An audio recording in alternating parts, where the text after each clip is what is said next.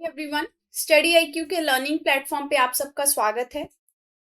आज के लेक्चर में हम लोग 1971 वॉर की डिफरेंट लर्निंग्स के बारे में स्टडी करेंगे। मेरा नाम रवनीत कौर है। शुरू करते हैं लेक्चर को।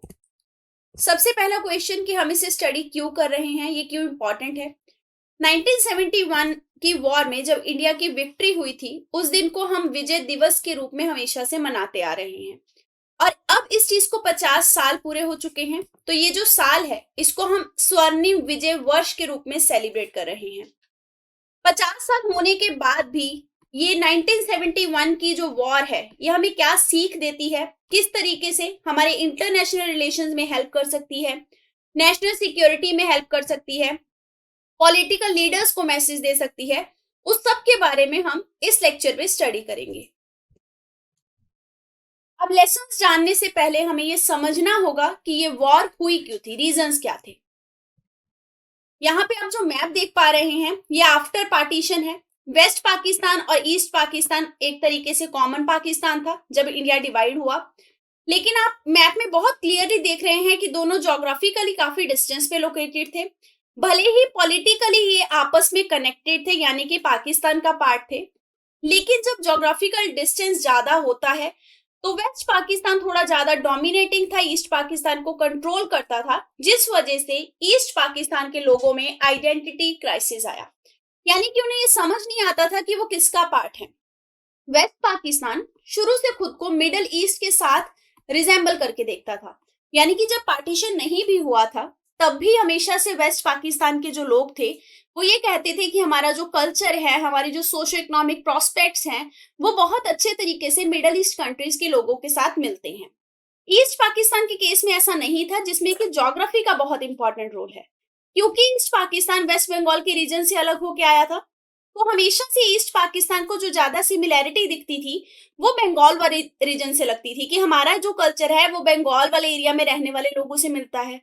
तो ये जो आइडेंटिटी क्राइसिस है, ये आगे चल के एक बहुत बड़ा रिफ्ट साबित हुआ, क्योंकि जहां पे आपको ये लगने लगे कि आप दो, मतलब एक्चुअल में जब इंडिया का पार्टीशन हुआ था तो उसका भी रीजन यही था ना, कि हमेशा से हिंदू और मुस्लिम के डिवीजन में ये चीज बोली गई कि एंड में दोनों ने ये कहा कि हम एक दूसरे के साथ नहीं रह सकते, हमारी हर एक चीज अलग है।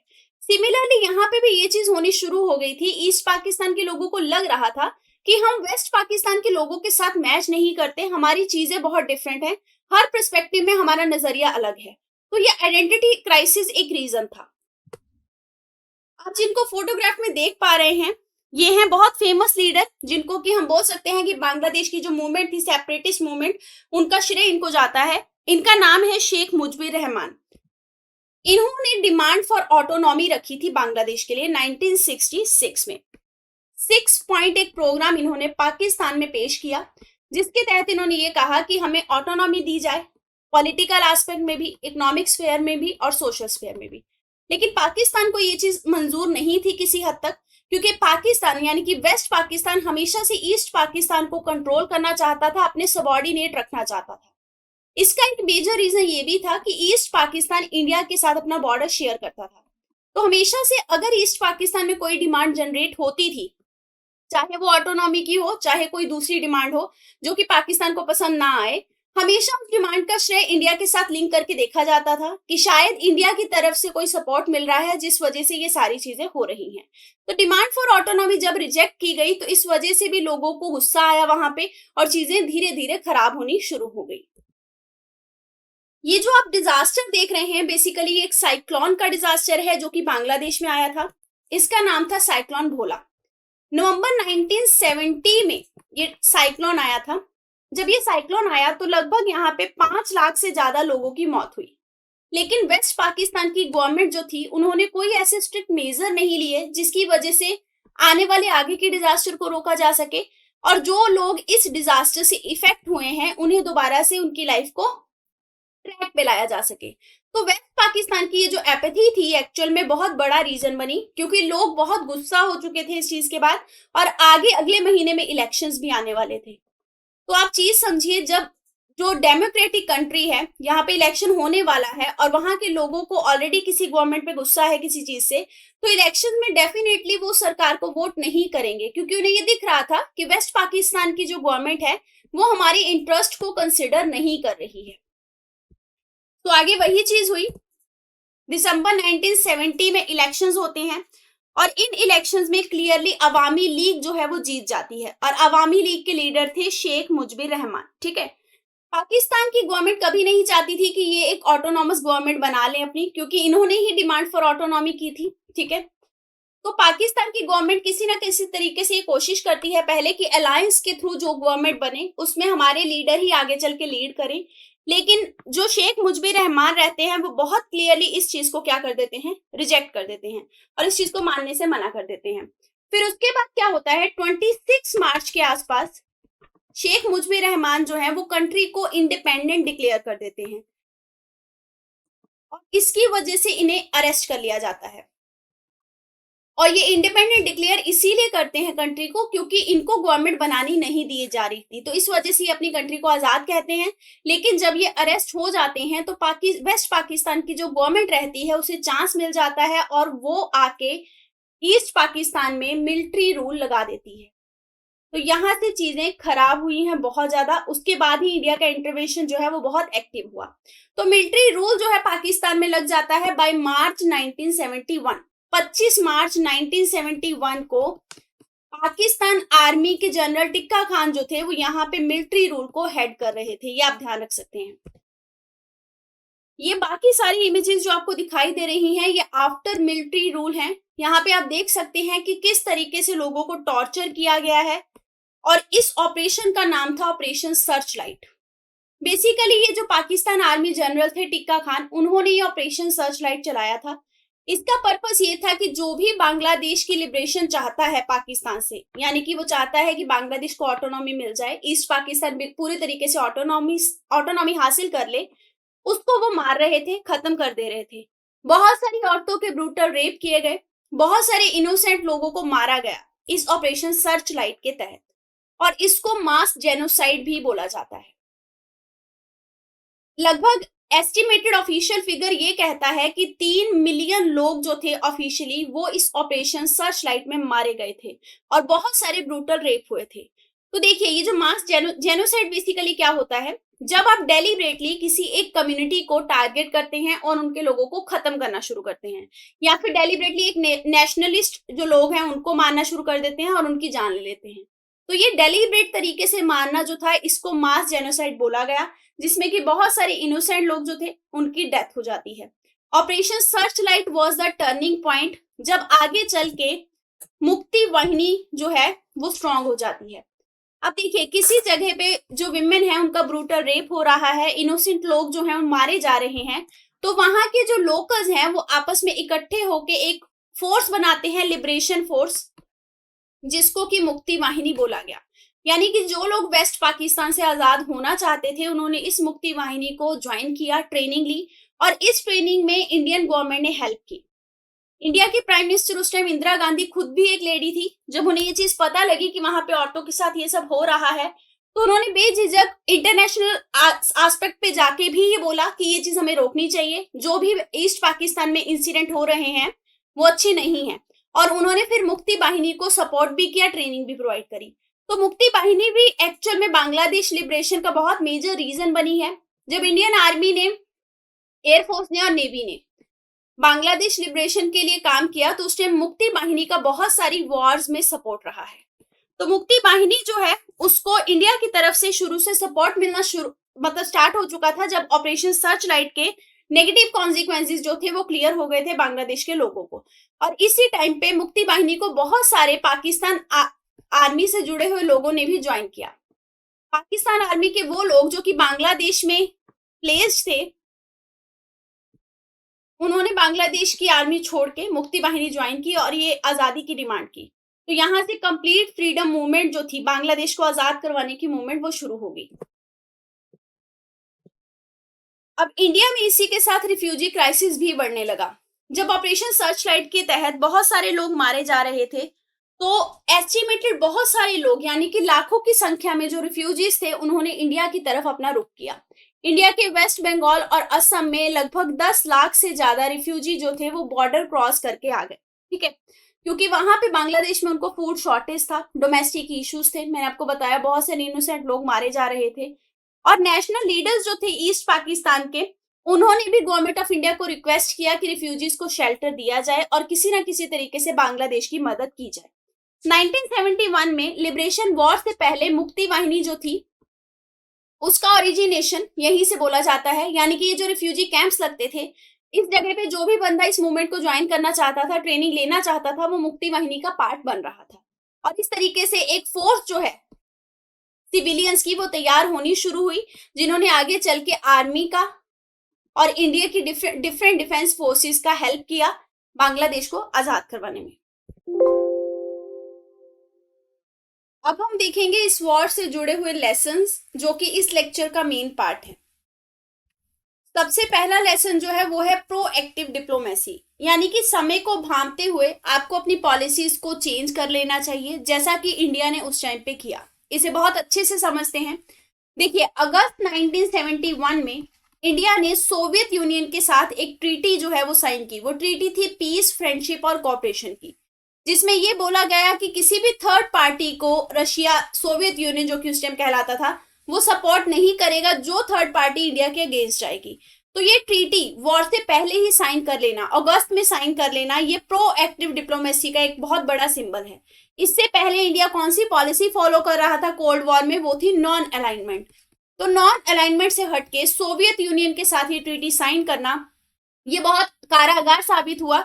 इससे इंडिया को यूएसए का प्रेशर झेलने का चांस नहीं मिला और यूएसए इससे थोड़ा सा वीक पड़ा, क्योंकि यूएसएसआर जो था वो इंडिया के सपोर्ट में आ गया था, चाहे वो यूनाइटेड नेशन में हो, चाहे वो अपनी नेवीज को डिप्लॉय करने में हो। हर तरीके से रशिया ने इस ट्रीटी का पूरे तरीके से पालन किया। तो एक चीज आप और कंसिडर कर सकते हैं, जब यूएसए के साथ इंडिया की नहीं बन पा रही थी इस मौके पे, क्योंकि यूएसए पाकिस्तान का बैकफुट में सपोर्ट कर रहा था, उस टाइम पे यूएसए ने अपनी ऑयल एजेंसी को, जो कि बर्मा में लोकेटेड थी, उसको मना कर दिया कि इंडिया को ऑयल की सप्लाई नहीं देनी है। इमीडिएटली तब भी यूएसएसआर ने अपनी फ्रेंडशिप दिखाते हुए यूक्रेन से इंडिया को ऑयल प्रोवाइड करवाया था। अगर ये चीजें नहीं हो पाती, डिप्लोमेसी के थ्रू हम रिलेशनशिप नहीं बिल्ड करते दूसरे कंट्रीज के साथ, तो शायद कहीं ना कहीं ये प्रेशर जो था यूएसए का, वो वॉर की दशा बदल सकता था। इससे एक चीज बहुत क्लियर होती है कि आने वाले टाइम में, चाहे वो चाइना का प्रेशर है, चाहे वो किसी क्लाइमेट चेंज का इशू है, हर एक मसले का हल जो है वो डिप्लोमेसी के थ्रू हो सकता है, यानी कि बातचीत जो है वो हर चीज का सॉल्यूशन दे सकती है। एक और सीख हमें मिलती है कि किसी भी कंट्री के प्रेशर में हमें नहीं झुकना चाहिए अगर हमारे विजन में क्लैरिटी होती है। आप यहाँ पे फोटोग्राफ देख पा रहे हैं यूएसए के प्रेसिडेंट की प्राइम मिनिस्टर इंदिरा गांधी जी के साथ। एक्चुअल में इंदिरा गांधी जी ने इनके साथ एक मीटिंग कंडक्ट की थी और ये मीटिंग वॉर से पहले हुई थी। नवंबर 1971 के पास ही मीटिंग हुई थी। तब इंदिरा गांधी जी ने इनको कहा था कि अगर आप चाहें तो पाकिस्तान को बोल सकते हैं कि वो वॉर को अवॉइड कर दे, क्योंकि हम वॉर नहीं चाहते हैं। लेकिन उस टाइम पे जो यूएसए के प्रेसिडेंट थे वो पाकिस्तान के काफी सपोर्ट में थे, क्योंकि वो इस चीज से भी चिड़े हुए थे कि रशिया के साथ इंडिया रिलेशनशिप बिल्ड कर रहा है। तो उन्होंने इस टाइम ये कहा, रिचर्ड निक्सन इनका नाम था, इन्होंने ये कहा कि अगर इंडिया पाकिस्तान की किसी भी टेरिटरी में इंटरवीन करता है, चाहे वो ईस्ट पाकिस्तान ही क्यों ना है, तो यूएस बिल्कुल चुप नहीं बैठेगा और इस चीज के लिए इंडिया को सबक सिखाएगा। और ये मीटिंग के दौरान ही हुआ था। उस टाइम पे फिर इंदिरा गांधी जी ने उनको बहुत अच्छे से जवाब दिया था और उन्होंने कहा था कि इंडिया अमेरिका को अपना फ्रेंड मानता है, बॉस नहीं मानता। और इन्होंने बहुत क्लियरली बोला कि इंडिया अपनी डेस्टिनी खुद लिखेगा और हम जानते हैं पूरी तरीके से, अपने विजन को लेके क्लियर है कि हम क्या कर रहे हैं और हमें कहाँ इंटरवीन करना है, कहाँ नहीं करना। तो ये जब चीज हुई, उसके बाद इंदिरा गांधी वहां से छोड़ के आ जाती हैं कॉन्फ्रेंस को। इवन वहां जो इंडो यूएस की ज्वाइंट मीडिया होती है उन्हें भी अटेंड नहीं करती हैं और अपनी गाड़ी में आके बैठ जाती हैं। तब जो इनके सेक्रेटरी थे यूएसए के प्रेसिडेंट के, वो आके इंदिरा गांधी को कार में ये बोलते हैं कि आपने शायद प्रेसिडेंट को थोड़ा ज्यादा बोल दिया। आपको ये नहीं लगता कि आपको बातचीत के दौरान थोड़ा सा उनसे पेशेंट होना चाहिए था, उनसे सही सलीके से बात करनी चाहिए थी? तब इंदिरा गांधी उन्हें बोलती हैं कि आपका सजेशन बहुत वैल्यूएबल है, लेकिन हम एक डेवलपिंग कंट्री हैं और हमारी बैकबोन जो है वो बहुत सीधी है, यानी कि हम इनफ स्ट्रांग है, हमारे पास इनफ रिसोर्सेज है, इनफ सपोर्ट है कि हम हर तरीके की एट्रोसिटी से लड़ सकते हैं।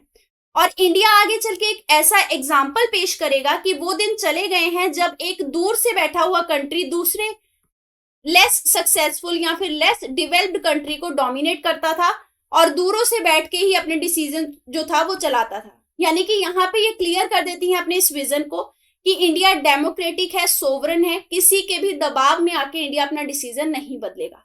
तो ये क्लैरिटी इन विजन जो है ये बहुत बड़ा लेसन है। जब भी आप किसी वॉर में इंडल्ज हो रहे हैं या कोई भी डिसीजन आप इंटरनेशनल प्लेटफॉर्म में अपने रिलेशनशिप्स को लेके ले रहे हैं।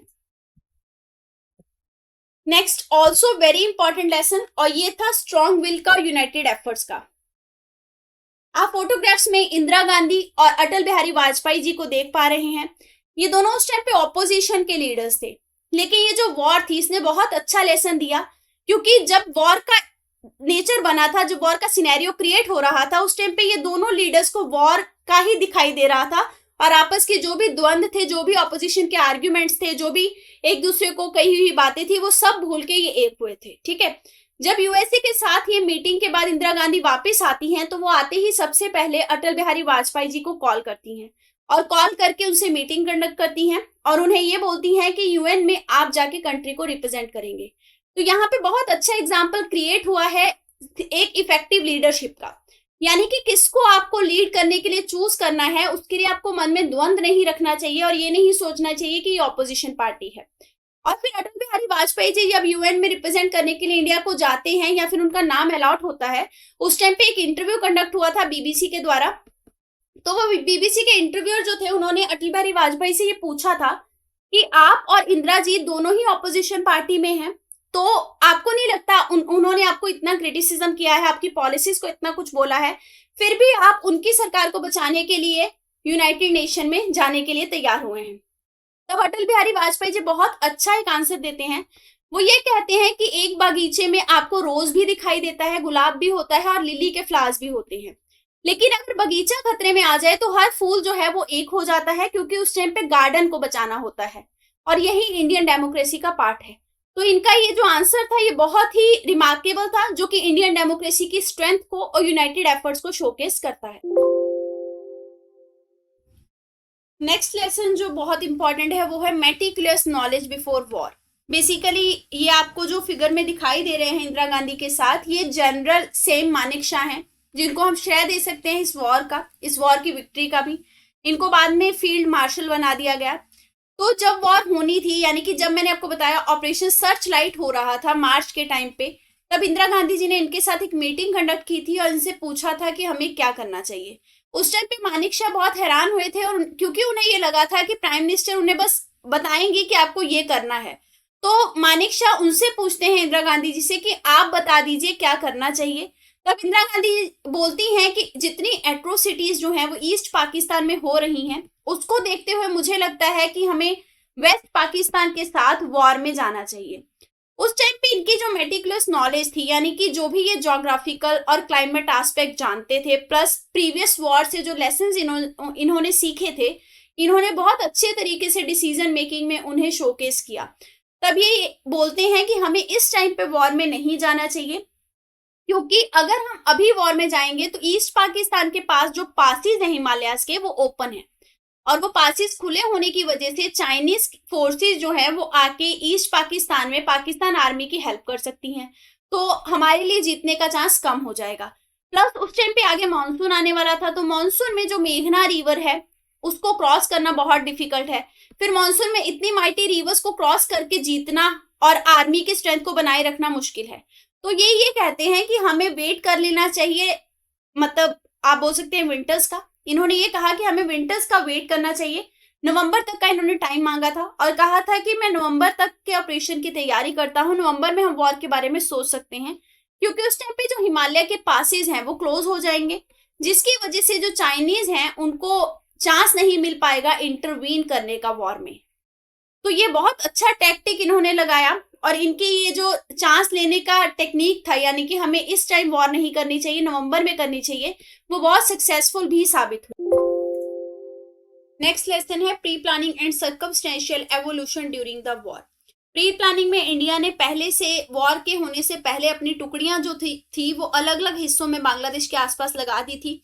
जैसे कि वेस्ट बंगाल में एक कॉर्प जो थी उसको तैनात किया गया, फिर त्रिपुरा में आपकी कॉर्प नंबर 4 जो है उसे तैनात किया गया।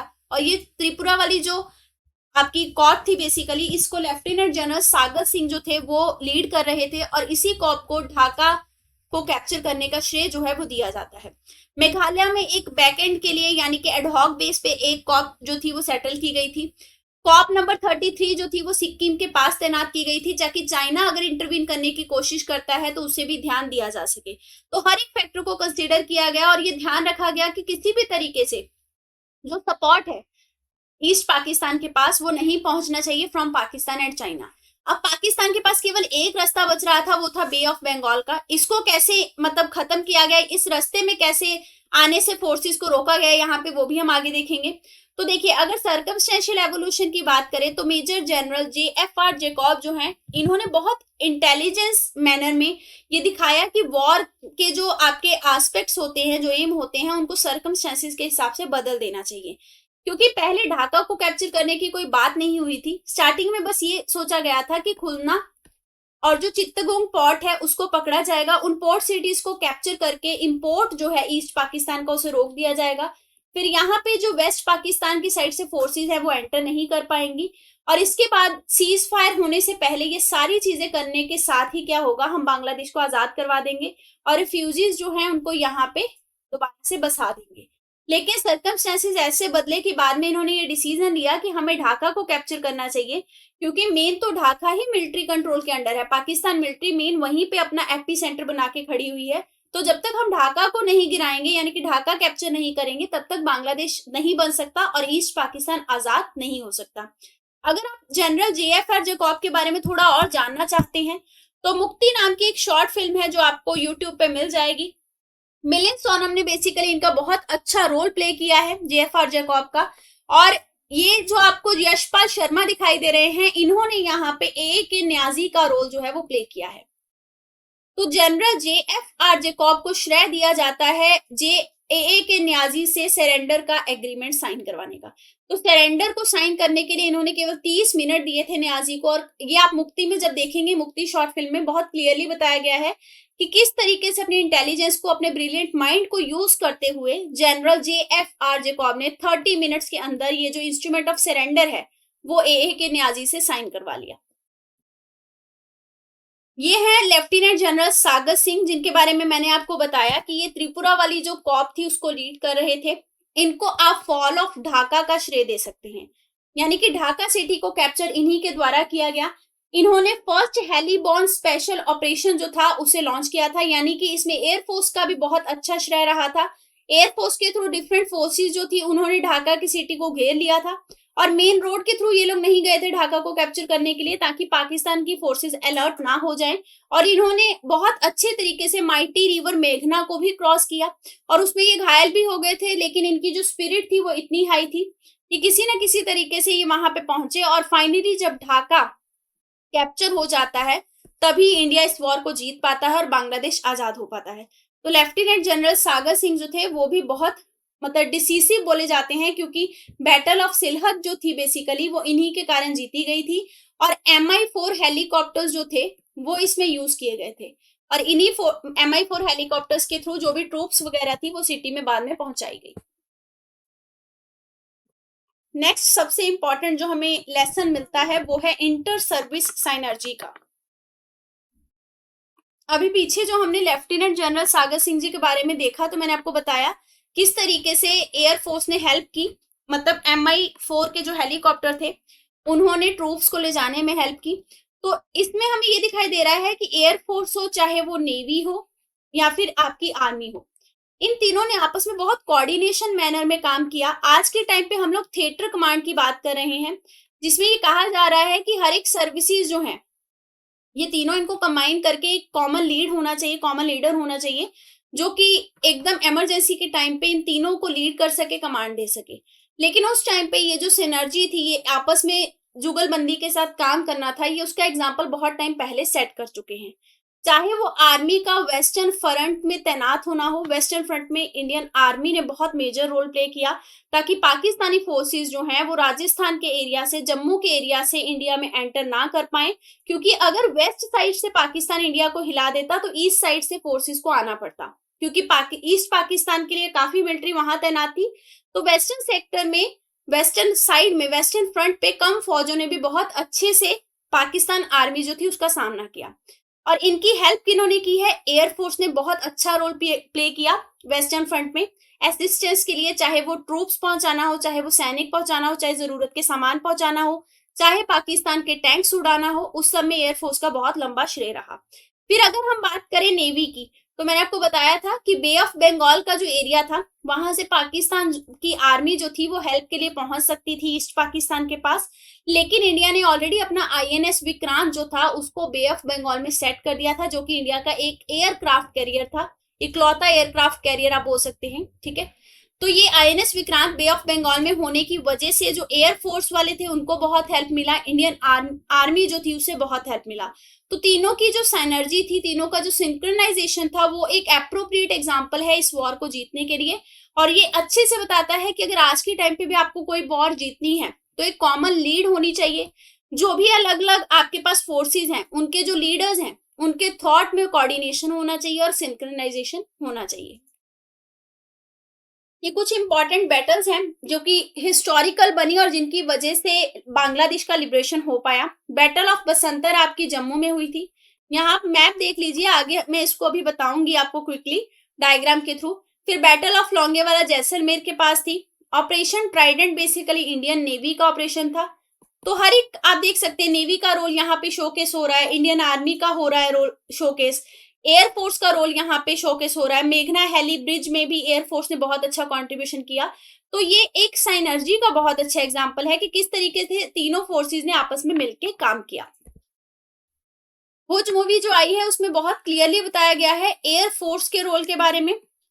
ये वॉर का कारण बनी थी, वॉर को ऑफिशियल डिक्लेयर करने का कारण आपका जो था बेसिकली वो एयरफोर्स पे होने वाला अटैक ही था। एक्चुअल में हुआ क्या था, 3 दिसंबर को 11 इंडियन एयर बेस जो थे उनको अटैक किया गया था बाय द पाकिस्तान एयरफोर्स। और वो 11 एयरबेस इंडिया के इसलिए उड़ाए गए कि आगे चल के इंडिया का एयरफोर्स वीक पड़ जाए और अगर इंडियन आर्मी को एयरफोर्स की जरूरत पड़े या नेवी को जरूरत पड़े तो इंडिया के पास एयरफोर्स के लिए एयर स्ट्रिप जो है वो हो ही नहीं। एयर स्ट्रिप जब डैमेज हो जाएंगी तो कैसे एयरफोर्स हेल्प कर पाएगी।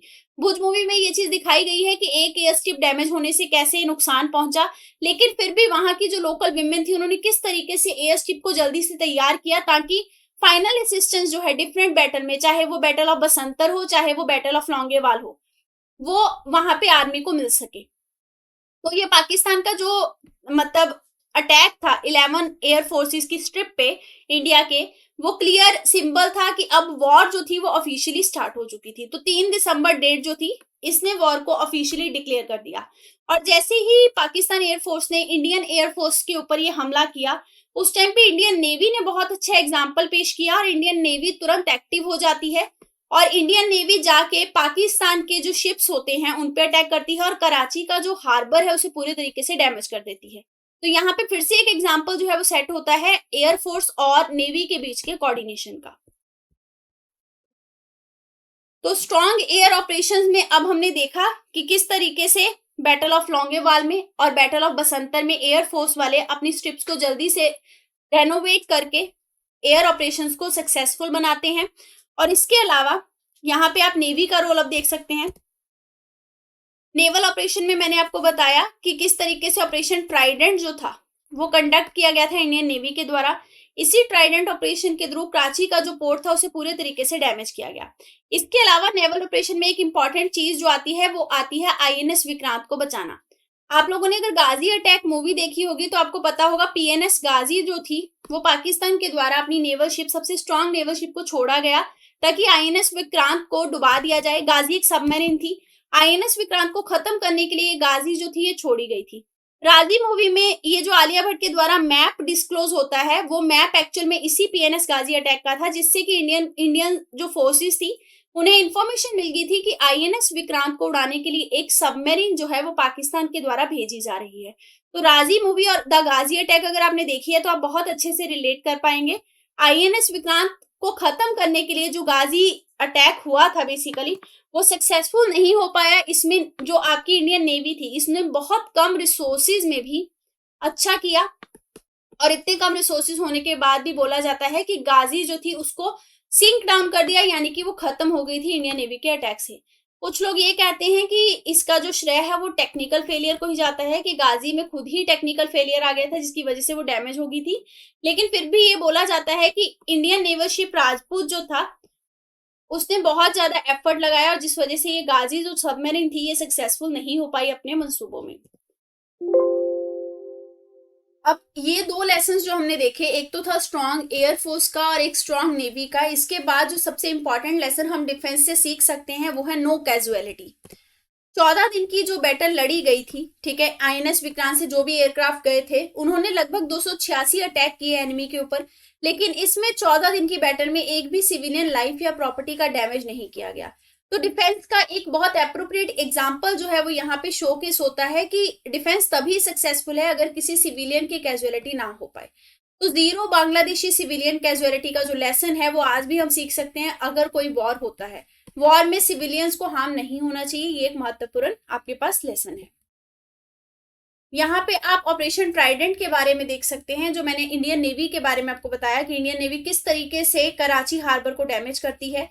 इसमें आप बस ये याद रखेंगे कि 4 दिसंबर को हम जो इंडियन नेवी डे सेलिब्रेट करते हैं वो इसी ऑपरेशन ट्राइडेंट को याद करने के लिए सेलिब्रेट किया जाता है। तो आप इसकी मेमोरी को समझ सकते हैं कि अगर कराची हार्बर को उस टाइम पे डैमेज नहीं किया होता तो जो पाकिस्तान नेवी थी वो किसी ना किसी तरीके से बे ऑफ बंगाल में पहुंच जाती और ईस्ट पाकिस्तान को असिस्टेंस मिल जाती, यानी कि ईस्ट पाकिस्तान में पाकिस्तान मिलिट्री को असिस्टेंस मिल जाती। तो शायद ये लिबरेशन का वॉर जो था ये किसी और मोड़ पे या किसी और पैगाम पे पहुंच जाता। तो ये कराची हार्बर को इंडियन नेवी के द्वारा डैमेज करना एक बहुत बढ़िया डिसीजन था। इसमें आपकी किल्तन, कैचल, निर्घट, वीर, ये सारी इंडियन नेवल शिप्स ने बहुत अच्छे से बखूबी काम किया। फिर आप यहाँ पे एक स्टोरी देख सकते हैं, वो है रियर एडमिरल संतोष कुमार गुप्ता जी की।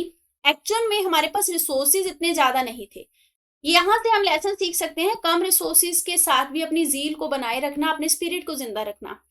एक्चुअल में जब ये मतलब आईएनएस विक्रांत से जब ये गए थे उसके बाद जब ये वापस आ रहे थे अपना एयरक्राफ्ट लेके, तो इनके एयरक्राफ्ट में फ्यूल जो था वो बहुत ही थोड़ा रह गया था। तो इनके पास दो ही ऑप्शन बचे थे, उस अपने एयरक्राफ्ट को छोड़ देना और छोड़ के इजेक्ट कर लेना खुद को। लेकिन इससे जो प्लेन था वो क्या हो जाता, लॉस्ट हो जाता। हमारे पास रिसोर्सेज ऑलरेडी कम थे, प्लेन्स ऑलरेडी कम थे। तो ये फिर क्या करते हैं, उसको पानी में उतारते हैं, मतलब उस प्लेन को लैंड ऑन वाटर, मतलब वाटर में लैंड करने की कोशिश करते हैं।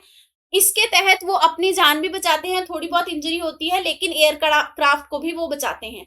तो इससे एक स्पिरिट ऑफ सर्विस दिखाई देती है कि हमारे पास जितने रिसोर्सेज हैं उसमें हमें रिसोर्सेज को खत्म करते हुए अपनी जान को बचा के नहीं सोचना है, क्योंकि एक एक प्लेन उस टाइम पे इतना ज्यादा जरूरी था। तो इन्होंने प्लेन को भी बचाया और किसी ना किसी तरीके से अपनी जान को भी बचाया। तो ये बहुत अच्छा एग्जाम्पल सेट करते हैं डेडिकेशन टू सर्विस का। अब उसके बाद हमारे पास जो लेसन आता है वो आता है लैंड ऑपरेशंस का, जो कि इंडियन आर्मी के द्वारा किए गए कम रिसोर्सेज के साथ। तो यहाँ पे हम फिर से स्पिरिट ऑफ सर्विस की बात कर सकते हैं।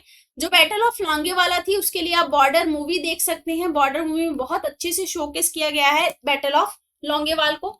ये बैटल जब शुरू हुई थी तो यहाँ पे बोला जाता है कि 3000 से ज्यादा पाकिस्तानी सोल्जर्स जो थे वो इंडियन आर्मी पे अटैक किए थे ऑन द वेस्टर्न फ्रंट। और वेस्टर्न फ्रंट कहाँ पे, आपका जैसलमेर के पास का जो एरिया था वहां पे। और इंडियन सोल्जर की जो संख्या थी वो बहुत ही कम थी, यानी कि इंडियन सोल्जर केवल 120 थे इन नंबर्स। मैंने आपको पहले भी बताया मैक्सिमम जो इंडियन आर्मी थी वो उस टाइम पे हमने देखा टुकड़ियों में बांग्लादेश के आसपास ज्यादा तैनात थी।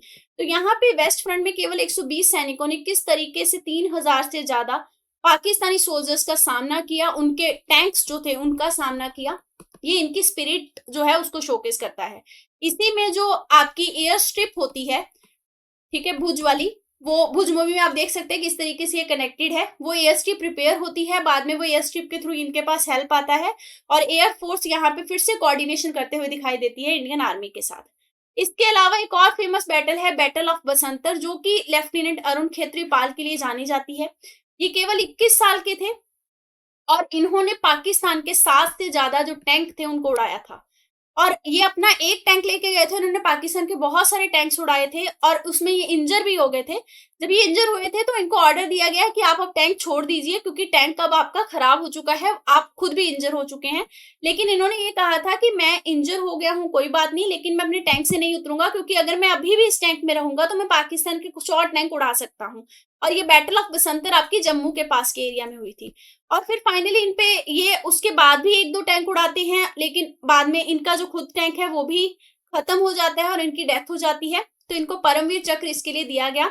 अरुण खेत्रीपाल जी का नाम जो है वो आज भी लोग याद करते हैं। इन्होंने बहुत ही अच्छा एग्जाम्पल कोट किया था बैटल ऑफ बसंतर में। इनके अलावा होशियार सिंह भी बैटल ऑफ बसंतर में बहुत फेमस सोल्जर जो है वो माने जाते हैं। यहाँ पे आप अरुण खेत्रीपाल जी के बारे में एक इंसिडेंट देख सकते हैं। ब्रिगेडियर नासिर जो कि पाकिस्तान आर्मी से थे उस टाइम पे, इन्होंने ही बैटल ऑफ बसंतर में अरुण खेत्रीपाल को मतलब मारा था। जब ये इनके पिता से मिले तो इन्होंने मतलब ब्रिगेडियर नासिर ने खुद इनके पिता को ये कहा था कि अरुण खेत्रीपाल जो आपका बेटा था वो बहुत ही ब्रेव था। जब मैंने उन्हें मारा था मेरे को नहीं पता था कि मैं किससे मार रहा हूँ, अगर मैंने नहीं मारा होता तो शायद हम ये बैटल नहीं हारते। इनके ये खुद के कहे हुए वर्ड्स हैं। और इन्होंने ये भी कहा कि आपका सन जो है, आपका बेटा जो है वो नेशनल हीरो है। मुझे नहीं पता था उस टाइम पे कि मैं कितने ब्रेव सोल्जर के साथ, कितने ब्रेव पर्सन के साथ उस टाइम पे लड़ाई कर रहा हूँ। तो मैं आपको सैल्यूट करता हूँ और आपको देखने के बाद ही मुझे समझ में आया कि जितने आप करेजियस है, जितनी आप में ब्रेवरी है, वो सारी वैल्यूज अरुण खेत्रीपाल के पास जो आई थी वो आप ही के थ्रू आई थी। तो ये बहुत अच्छी स्टोरी है जिससे हमें ये पता लगता है कि हमारी जितने भी डिफेंस पर्सोनल थे, आर्मी पर्सोनल थे, अगर उन्होंने अपनी जिंदगी गंवाई है तो उसके लिए उनकी स्पिरिट को सलाम ना केवल हमारे देश के लोग करते हैं, बल्कि हमारी अगेंस्ट वाली ऑपोजिशन कंट्री जो है पाकिस्तान, जिसके अगेंस्ट हमने फाइट लड़ा था, उसके भी जो लीडर्स हैं, जो आर्मी पर्सन है, वो भी उनकी इस ब्रेवरी को सैल्यूट करते हैं। बॉर्डर मूवी यहाँ पे मैंने आपको बताई है, बैटल ऑफ लॉन्गेवाल के लिए आप इसको देख सकते हैं। इसके अलावा लास्ट लेसन जो हम देखते हैं वो है धर्मा ऑफ ह्यूमैनिटी का। इसको आप डिफरेंट एंगल से समझ सकते हैं। एक तो ह्यूमैनिटी का धर्मा इस तरीके से कि इनोसेंट जो थे लोग, जो मारे जा रहे थे और जो ब्रूटल रेप हो रहे थे औरतों के, उसके अगेंस्ट खड़े होना बहुत जरूरी था, बिना ये सोचे कि हम किसी दूसरे की टेरिटरी में जा रहे हैं। क्योंकि हम ऑलरेडी पंचशील का अग्रीमेंट साइन किए हुए थे और पंचशील एग्रीमेंट में साफ लिखा हुआ है कि आप दूसरे की टेरिटरी में इंटरवीन नहीं करेंगे। लेकिन इंडिया ने उस टाइम पे ये पंचशील का अग्रीमेंट जो था इसे भी मतलब साइड कर दिया, क्योंकि ह्यूमैनिटी का एस्पेक्ट जो था, ह्यूमैनिटी का जो ग्राउंड था वो उस टाइम पे बहुत ही बड़ा था। इसके अलावा धर्म ऑफ ह्यूमैनिटी में आप ये समझ सकते हैं कि हर एक आर्मी पर्सनल हो, चाहे वो नेवी पर्सन हो, चाहे वो एयरफोर्स का पर्सन हो, बहुत सारे लोग जो डिफेंस की इसमें काम कर रहे थे वो अलग अलग धर्मों से थे, अलग अलग जातियों से थे। लेकिन ह्यूमैनिटी के लिए सबने एक साथ मिलके, एक सोच के साथ मिलके काम किया। जैसे कि जो आपके जनरल सैम मानेकशॉ थे वो पारसी थे, एयरफोर्स के चीफ जो थे पीसी लाल वो हिंदू थे। फिर आपके जो जनरल ऑफिसर ईस्ट साइड में थे जगजीत सिंह अरोड़ा वो सिख थे। जेएफ और जेकॉब के बारे में हमने देखा, वो बेसिकली ज्यूइश थे। इन सब ने एक साथ मिलके धर्म ऑफ ह्यूमैनिटी को अपहेल्ड किया और फाइनली बांग्लादेश को आजाद करवाया। अब अगर विक्ट्री की बात करें तो मैं आपको पहले भी बता चुकी थी कि जो आपकी त्रिपुरा में कॉप नंबर 4 थी, उसका मेजर रोल माना जाता है ढाका को कैप्चर करने में। मेन सिटी से ना होते हुए आप यहाँ पे मेघना रिवर देख सकते हैं। मेघना जैसी माइटी रिवर को क्रॉस करना बहुत मुश्किल था। इसमें जो एयरफोर्स के हेलीकॉप्टर थे उन्होंने बहुत अच्छा काम किया। MI4 हमने यूज किए थे, तो एयरफोर्स ने यहाँ इनका बहुत साथ दिया और इनकी जो जील थी टुकड़ी की वो भी बहुत हाई थी। सागर सिंह के बारे में हमने ऑलरेडी देखा। फाइनली ये जब ढाका को कैप्चर करते हैं तभी ये वॉर जो है वो ऑफिशियली एंड होता है, क्योंकि ढाका ही मेन एपिसेंटर था वेस्ट पाकिस्तान की आर्मी का। ऑपरेशन कैक्टस लिली जो है वो उसी चीज से रिलेटेड है जिसमें कि मेघना हेली ब्रिज जो है उसको आर्मी के द्वारा कैप्चर किया जाता है और वहां उसको पार करके ढाका को फाइनली अपने हाथों में लिया जाता है। यहाँ पे आप MiG-21 देख सकते हैं। गवर्नर हाउस जो था ढाका का उसको फाइनली उस पे बॉम्बिंग की गई बाय द इंडियन एयरफोर्स। और यहाँ पे जो एयरफोर्स के हेलीकॉप्टर थे, ये लैंड करने के लिए प्रॉपर लाइटनिंग नहीं थी, क्योंकि अगर लाइटें यहाँ पे जल जाती तो पाकिस्तान की जो आर्मी थी वो अवेयर हो जाती कि एयरफोर्स जो है वो अटैक कर रही है यहाँ पे ढाका में। तो यहाँ पे ना टॉर्चेस को यूज किया गया, पर्टिकुलरली टॉर्चेस को लेके एक हेलीपैड का एच जो था वो लोगों के द्वारा बनाया गया ताकि हेलीकॉप्टर सेफली लैंड हो सके। तो आप देख सकते हैं किस तरीके से रिस्क फैक्टर को भी कंसिडर करते हुए हमारी डिफरेंट फोर्सेस ने काम किया। फाइनल थी उसके बाद कि पाकिस्तान ऑफिशियल ढाका के जो थे उन्होंने रिजाइन कर दिया, क्योंकि इंडिया ऑलरेडी कैप्चर कर चुका था ढाका को। तो ढाका का फॉल ही मेजर रीजन माना जाता है। इसके बाद आप यहाँ पे जेएफआर जैकब को देख पा रहे हैं। मैंने आपको बताया मुक्ति मूवी में दिखाया गया है कि ये केवल 30 मिनट्स का मौका देते हैं सरेंडर करने का न्याजी को। तो फाइनली लेफ्टिनेंट जनरल न्याजी और लेफ्टिनेंट जनरल अरोड़ा जो कि इंडिया से थे, ये आपस में बैठते हैं और सरेंडर डॉक्यूमेंट जो है वो साइन होता है। और ये पब्लिकली हुआ था, सबसे इंपॉर्टेंट चीज है, क्योंकि जब आप मुक्ति शॉर्ट फिल्म आप देख सकते हैं, छोटी सी है, उससे आपको समय लगेगा कि जब ये जाते हैं मिलने के लिए तो न्याजी फाइनली ये बोलते हैं कि पब्लिकली नहीं करेंगे, प्राइवेट तरीके से करेंगे, लेकिन जेएफआर जैकब मना कर देते हैं और कहते हैं कि सरेंडर पब्लिकली होगा। ठीक है, तो इंस्ट्रूमेंट ऑफ सरेंडर साइन होते ही हमारी विक्ट्री जो है वो फिक्स हो जाती है। यहाँ पे आप सरेंडर का फोटो देख सकते हैं। 90,000 प्रिजनर ऑफ वॉर्स, 90,000 पाकिस्तानी सैनिकों ने सरेंडर किया था। फाइनली पॉलिटिकल लेवल पे शिमला अग्रीमेंट साइन होता है 1972 में, जिसके तहत बांग्लादेश को एक आजाद कंट्री डिक्लेयर कर दिया जाता है। ठीक है, और जुलाई 2011 में इंदिरा गांधी जी को बांग्लादेश फ्रीडम अवार्ड भी दिया गया posthumously by the Bangladesh government, और उनकी कंट्रीब्यूशन को सराहा गया। ये आप कुछ इमेजेस देख सकते हैं। यहाँ पे आप देख सकते हैं शेख मुजीबुर रहमान जी को, इनका जो फोटोग्राफ है, इंडियन आर्मी कैसे उन्हें सेलिब्रेट कर रही है, क्योंकि इन्हीं को लीडर बोला जाता है इस मूवमेंट को शुरू करने का, क्योंकि जो ऑटोनॉमी की डिमांड थी वो इन्हीं के द्वारा रखी गई थी। यहाँ पे एक स्टोरी है थोड़ी सी रिलेटेड, आप समझ सकते हैं। मैंने आपको बताया जो मानिक शाह थे बेसिकली, उनके पास एक रेड बाइक थी, और जिनको आप ये फोटोग्राफ में देख पा रहे हैं ये मोहम्मद यहिया खान है, ये जनरल थे पाकिस्तान के। तो मोहम्मद यहिया खान जब इंडिया आए थे तो इनको जो मानिक शाह की रेड बाइक थी वो बहुत पसंद आई। तो फाइनली मानिक शाह 1,000 रुपए में ये बाइक इन्हें बेच देते हैं। यहिया खान बाइक तो ले जाते हैं लेकिन 1,000 रुपए देना भूल जाते हैं, और वो 1,000 रुपए वापिस भी नहीं करते, वहां से भिजवाते भी नहीं है जब पाकिस्तान चले जाते हैं। तो जब फाइनली बांग्लादेश को आजाद करवा लिया गया और इंडिया ने ये वॉर जीत ली थी, तब आपके जनरल मानिक शाह जो थे उन्होंने मजाकिया अंदाज में ये बोला था कि मैंने यहिया खान का 24 साल तक वेट किया कि वो मुझे चेक भेजेंगे 1,000 रुपए का मेरी बाइक का, लेकिन वो चेक कभी भी नहीं आया। फाइनली 1947 में जो उन्होंने मुझसे उधार लिया था उसको उन्हें चुकाने के लिए लगभग अपना आधा कंट्री हमें देना पड़ा। तो ये बहुत अच्छा इंसिडेंट है, मतलब एक स्टोरी है जिसको आप ध्यान रख सकते हैं, जो कि उन्होंने मजाकिया अंदाज में बताई कि किस तरीके से बांग्लादेश को इंडिया ने आजाद करवाया। अब हम क्विक की माइलस्टोन्स देख लेते हैं। ये जो 14 दिन की वॉर थी इसमें कुछ दिन बहुत इंपॉर्टेंट है, डेट्स इंपॉर्टेंट है। 3 दिसंबर को ऑफिशियली वॉर डिक्लेयर हुआ था जब एयरफोर्स की स्ट्रिप्स पे अटैक किया गया। 11 एयर बेसिस पे अटैक हुआ था, और पाकिस्तान फोर्सेस ने जैसे ही अटैक किया तब इंडिया ने ऑफिशियली वॉर में एंटर कर लिया। उसके बाद 4 दिसंबर को इंडियन एयरफोर्स ने खुद भी रिस्पॉन्ड किया अटैक करके, लेकिन मैंने आपको बताया नेवी का जो ऑपरेशन ट्राइडेंट था वो बहुत यूजफुल रहा, और कराची हार्बर जो था वहां पे 3 एनिमी की शिप्स को इंडिया ने अटैक करके उड़ा दिया। फिर आपकी 5 दिसंबर को बैटल ऑफ लोंगेवाला हुई थी। इंडियन एयरफोर्स ने फाइनली यहाँ पे हेल्प किया, हेल्प करके 27 एनिमी टैंक्स को उड़ाया। जब तक ये इंडियन एयरफोर्स की हेल्प नहीं पहुंची थी तब तक लोंगेवाल में 120 सैनिकों ने बहुत ही ब्रेवरी के साथ 3,000 से ज्यादा पाकिस्तानी सोल्जर्स और टैंक का सामना किया। फिर 7 दिसंबर को आपका सिलहट में जो ट्रूप था उन्होंने सिलहट की रिवर को क्रॉस किया, वहां पे ईस्ट पाकिस्तान की फौजी जो थी उनको बैटल ऑफ सिलहट में हराया। इसके अलावा 9 दिसंबर को गाजी जो आपकी सबमरीन थी उसको सिंक कर दिया गया था, जो कि आपके आईएनएस विक्रांत को डुबाने के लिए भेजी गई थी। 11 दिसंबर को आपका पैराड्रॉप यानी कि एयरफोर्स का ऑपरेशन हुआ टैनगेल में।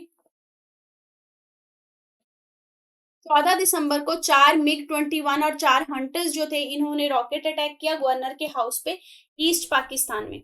फिर फाइनली 16 दिसंबर को हम विजय दिवस के रूप में सेलिब्रेट करते हैं। इंडिया डिफेंस की जो तीनों आर्म्स थी यानी कि नेवी, आर्मी और एयरफोर्स, इन तीनों को ये पूरा श्रेय जाता है जिससे कि इंडिया की विक्ट्री हुई। अगर हम वे फॉरवर्ड की बात करें तो मैंने आपको बताया बहुत सारे लेसन हमने देखे कि क्या क्या हम सीख सकते थे। फ्यूचरिस्टिक एस्पेक्ट में अगर हम इसको अब कंसाइज करके देखने की कोशिश करें तो ध्यान रखेंगे किसी भी वॉर का या सिक्योरिटी स्ट्रेटेजी का जो सक्सेस है वो जाता है कि अगर आपके एम्स जो हैं वो क्लियर होने चाहिए, ट्रांसपेरेंसी होनी चाहिए आपके एक्शंस में, आर्म्ड फोर्सेस के बीच में कोऑर्डिनेशन होना चाहिए, गवर्नमेंट और मिलिट्री के बीच में कोऑर्डिनेशन होना चाहिए, गवर्नमेंट और ऑपोजिशन को एक साथ होना चाहिए, आना चाहिए इस टाइम पे, ना कि अपने आपस के जो रंजिश हैं उनको रखना चाहिए मन में, जैसे कि इंदिरा गांधी और अटल बिहारी वाजपेयी जी ने किया। इसके अलावा अपनी जो सॉफ्ट पावर है इंडिया की, इंडिया को सॉफ्ट पावर बोला जाता है, उसको एक्सर्ट करते हुए मल्टीलेटरल बॉडीज के साथ और अपने आसपास के कंट्रीज के साथ डिप्लोमेटिक रिलेशन जो है उनको मजबूत करना चाहिए, क्योंकि हमने देखा किस तरीके से इंडिया जो था वो रशिया के साथ अपना रिलेशन ऑलरेडी मजबूत करके बैठा था और रशिया ने यूएन में भी इंडिया को सपोर्ट किया और इंडिया ने रशिया की जो नेवी थी बे ऑफ बंगाल में भी वो इंडिया के सपोर्ट के लिए आई थी। तो ये सारे पॉइंट्स जो हैं ये इन शॉर्ट बहुत इंपॉर्टेंट है किसी भी क्राइसिस के टाइम पे, स्पेसिफिकली जो वॉर का पीरियड होता है। So that is it for lecture. अगर आपकी क्वेरी हो तो आप इन कॉन्टेक्ट नंबर्स पे कॉन्टेक्ट कर सकते हैं। पढ़ते रहिए। All the best. Thank you very much.